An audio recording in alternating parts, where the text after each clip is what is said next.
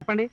ఓ కోణ్ణో మేకనో గుమ్మానికి కట్టేసుకుని దాని వంకే చూస్తూ లొట్టలేస్తూ ఉట్టన్నం తింటూ ఉంటే ఉంటుంది.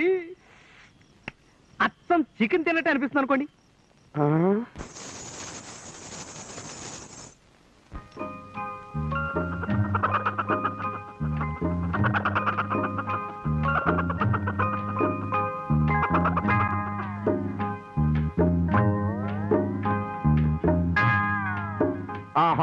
అద్భుతం.